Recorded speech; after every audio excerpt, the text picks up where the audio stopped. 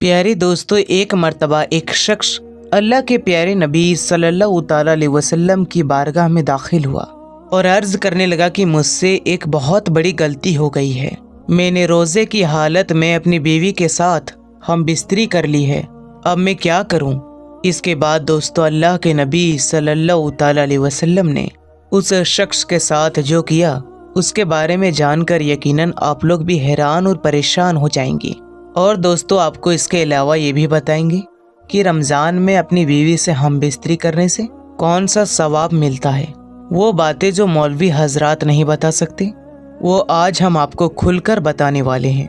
दोस्तों, आज की ये वीडियो बहुत ही ज़्यादा ख़ास है, इसलिए हमारे साथ वीडियो में आखिर तक जुड़े रहिएगा और साथ में इस वीडियो को अपने दोस्तों के साथ ज़रूर शेयर कीजिएगा ताकि रमज़ान के महीने में ये वीडियो ज़्यादा से ज़्यादा लोगों के पास पहुँच जाए। तो चलिए शुरू करते हैं। प्यारे दोस्तों, आप सभी लोग जानते हैं कि रोज़े में बीवी के साथ हम बिस्तरी करना जायज़ नहीं है, यानी रोज़े की हालत में खाना पीना और बीवी से मिलना जैसे काम नाजायज़ होते हैं। इसका मतलब ये नहीं कि आप पूरे रमज़ान के महीने में अपने बीवी के साथ हम बिस्तरी नहीं कर सकते। आप अफ्तारी से बाद लेकर शहरी करने तक ऐसा कर सकते हैं। सिर्फ रोज़े की हालत में बीवी के साथ हम बिस्तरी नहीं कर सकते। प्यारे दोस्तों, एक दफ़ा एक शख्स अल्लाह के प्यारे नबी सल्लल्लाहु ताला अलैहि वसल्लम की बारगाह में दाखिल हुआ और आकर रोने लगा। ये देखकर आप सल्लल्लाहु ताला अलैहि वसल्लम ने फरमाया, ए शख्स, तुझे क्या हुआ है? तू क्यों रो रहा है? तो ये सुनकर वो शख्स कहने लगा, या रसूल अल्लाह, मैं बर्बाद हो गया हूँ। मुझसे एक बहुत बड़ा गुनाह हो गया है। अब मुझे पछतावा हो रहा है कि मैं ये क्या कर बैठा हूँ। मैं अल्लाह के अज़ाब से डर रहा हूँ। आप कुछ ऐसा फरमा दीजिए कि मेरी बख्शिश हो जाए और मेरा ये गुनाह माफ़ हो जाए। ये सुनकर अल्लाह के प्यारे नबी सल्लल्लाहु ताला अलैहि वसल्लम ने पूछा, ए शख्स, तूने ऐसा कौन सा गुनाह कर दिया है जिसकी वजह से तू इतना रो रहा है? ये सुनकर वो शख्स कहने लगा, या रसूल अल्लाह सल्लल्लाहु अलैहि वसल्लम, मैंने रोज़े की हालत में अपनी बीवी के साथ हम बिस्तरी कर ली है। यानी मैं रोज़े की हालत में था और मैंने अपनी बीवी के साथ सोहबत कर ली है। ये सुनकर नबी करीम सल्लल्लाहु ताला अलैहि वसल्लम गमज़दा हो गए और फरमाने लगे, ए शख्स, तूने ये क्या कर दिया?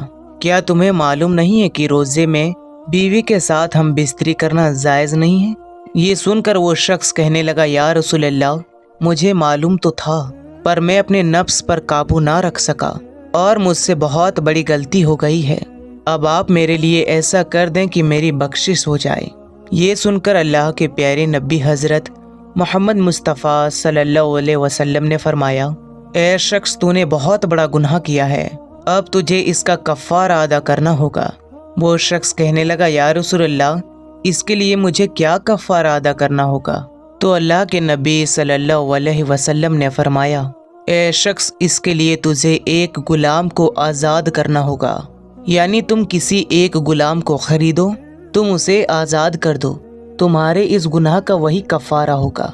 तो ये सुनकर वो शख्स हैरान हुआ, उठा और कहने लगा, या रसूल अल्लाह सल्लल्लाहु अलैहि वसल्लम, मैंने खुद सारी ज़िंदगी लोगों की गुलामी करने में गुजार दी। मुझे तो खुद किसी ने खरीद कर आज़ाद किया है। मैं किस तरह से किसी गुलाम को खरीद कर उसको आज़ाद कर सकता हूँ? मेरे पास इतना माल नहीं कि मैं किसी गुलाम को आज़ाद करा सकूँ। इसकी इस बात पर अल्लाह के प्यारे नबी हज़रत मोहम्मद मुस्तफ़ा सल्लल्लाहु अलैहि वसल्लम ने फरमाया, ए शख्स, चलो कोई बात नहीं, अगर तुम किसी गुलाम को आज़ाद नहीं करवा सकते तो तुम ऐसा करो कि तुम लगातार 60 रोज़े रख लो, मगर याद रखना, रोज़े लगातार होनी चाहिए। बीच में एक भी रोज़ा छूटना नहीं चाहिए। अगर बीच में एक भी रोज़ा छूट जाए तो फिर से तुम्हें 60 रोज़े रखने होंगे। अगर तुमने ऐसा कर लिया तो तुम्हारा ये गुनाह अल्लाह की बारगाह में माफ़ हो जाएगा और तुम्हारी बीवी तुम्हारे लिए हलाल हो जाएगी। ये सुनकर वो शख्स फिर से हैरान हुआ, उठा और कहने लगा, या रसूल अल्लाह सल्लल्लाहु अलैहि वसल्लम, मेरी एक रोज़े का ये हाल है कि मैं एक दिन अपने नफ्स पर काबू न रख सका तो फिर लगातार 60 रोज़े कैसे रख सकता हूँ? ए अल्लाह के नबी, ये काम मैं नहीं कर पाऊँगा। मेरे अंदर इतनी कुव्वत नहीं कि मैं लगातार 60 रोज़े रख पाऊँ। इसलिए या रसूल अल्लाह, आप मुझे कुछ और फरमा दीजिए, मुझसे ये काम नहीं होगा। یہ سن کر اللہ کے پیارے نبی صلی اللہ تعالی علیہ وسلم مسکرا دیے اور کہنے لگے، اے شخص، اگر تم ایسا بھی نہیں کر سکتے تو ہمارے پاس ایک اور راستہ ہے۔ اگر تم کسی غلام کو آزاد بھی نہیں کروا سکتے، اگر تم 60 لگاتار روزے بھی نہیں رکھ سکتے، تو تم ایسا کرو کہ 60 مسکینوں کو یعنی 60 غریب لوگوں کو پیٹ بھر کے کھانا کھلا دو، تمہارا کفارہ ادا ہو جائے گا اور تمہاری بیوی تمہارے لیے حلال ہو جائے گی۔ یہ سن کر وہ شخص پھر سے عرض کرنے لگا، یا رسول اللہ، میرے گھر میں کھانے کو کچھ بھی نہیں ہے۔ ہماری تو حالت یہ ہے کہ اگر ہمیں صبح کو کھانا مل جائے تو شام کو بھوکا سونا پڑتا ہے، اور اگر شام کو کھانا مل جائے تو صبح کو بھوکا رہنا پڑتا ہے۔ میں 60 مسکینوں کو کیسے کھانا کھلا سکتا ہوں؟ یہ سن کر اللہ کے نبی صلی اللہ تعالی علیہ وسلم نے فرمایا، اے شخص، اگر تمہاری طاقت 60 مسکینوں کو کھانا کھلانے کی بھی نہیں ہے تو تم ایسا کرو کہ روز ایک مسکین کو کھانا کھلا دیا کرو۔ 60 دنوں میں تم 60 مسکینوں کو کھانا کھلا دو اور پھر تم جا کر اپنی بیوی سے ملو، مگر تم یاد رکھنا، جب تک تم 60 غریب لوگوں کو کھانا نہیں کھلا دیتے تب تک تم اپنی بیوی کے پاس نہیں جا سکتے۔ یہ سن کر وہ شخص اور پریشان ہوا، اٹھا اور کہنے لگا، یا رسول اللہ، میرے گھر میں ایک وقت کا کھانا موجود نہیں ہے، تو پھر میں کیسے روزانہ کسی کو کھانا کھلا سکتا ہوں؟ مجھ سے یہ کام بھی نہیں ہو پائے گا۔ یہ سن کر پھر اللہ کے نبی صلی اللہ تعالی علیہ وسلم نے فرمایا، اے شخص، پھر تو اور کوئی طریقہ بھی نہیں بچا، تم کو انہی کاموں میں سے کسی ایک کام کو کرنا ہے۔ یہ سن کر وہ شخص عرض کرنے لگا، یا رسول اللہ صلی اللہ علیہ وسلم، میرے اندر ان تینوں کاموں کو کرنے کی طاقت نہیں ہے، آپ مجھے کچھ اور راستہ بتائیں جو میرا یہ گناہ معاف ہو جائے۔ یہ دیکھ کر پھر آپ صلی اللہ تعالی علیہ وسلم نے فرمایا کہ چلو میں تمہارے صحابہ اکرام سے چندہ کرواتا ہوں۔ تو پھر اللہ کے نبی کھڑے ہوئے تو سامنے بہت سارے لوگ بیٹھے ہوئے تھے۔ آپ نے ان لوگوں سے مخاطب ہو کر فرمایا کہ اپنے پاس سے اس بھائی کی مدد کرو جس نے رمضان کے مہینے میں روزے کی حالت میں ایسا کام کر دیا ہے۔ اب اس کے پاس کفارہ ادا کرنے کے لیے کچھ بھی نہیں ہے، تو تم لوگ اپنے پیسوں سے، کھجور سے، کپڑوں سے تھوڑی تھوڑی مدد کرو تاکہ یہ اپنے علاقے میں جا کر غریب مسکین کو بانٹ سکے اور اس کا کفارہ ادا ہو سکے۔ تو دوستو، یہ سن کر سارے لوگ اٹھے، تو کسی نے کچھ کھجوریں دی، تو کسی نے کچھ پیسے دیے، تو کسی نے کچھ کپڑا دیا۔ ایسا کرتے بہت سارے کھجوریں اور مال جمع ہو گیا۔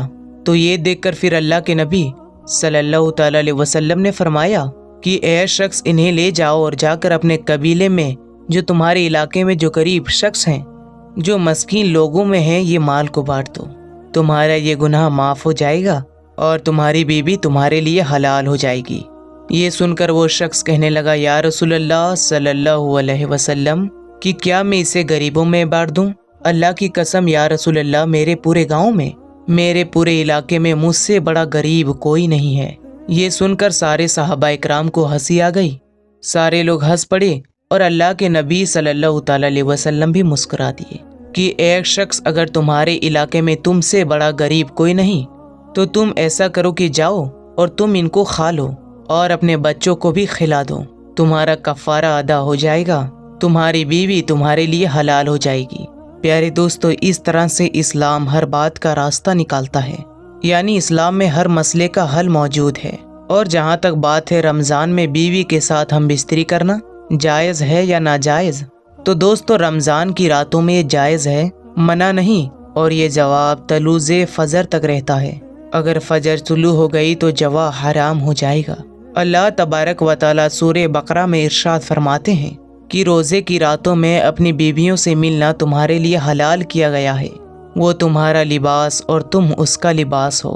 تمہارے پوشیدہ خیالاتوں کا اللہ تعالیٰ کو علم ہے، اس نے تمہارا توبہ فرما کر تمہارے ترگزر فرما دیا اور تمہیں اس سے مباشرت اور اللہ تعالیٰ کی طرف سے لکھی ہوئی چیز کو تلاش کرنے کی اجازت ہے۔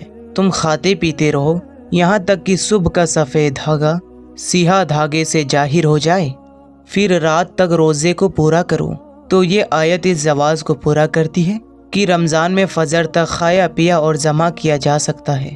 جمع کے بعد غسل کرنا اور نماز فجر پڑھنا واجب ہے۔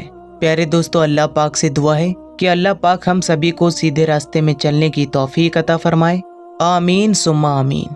تو دوستو، کمنٹ میں آپ بھی اپنی رائے دے سکتے ہیں۔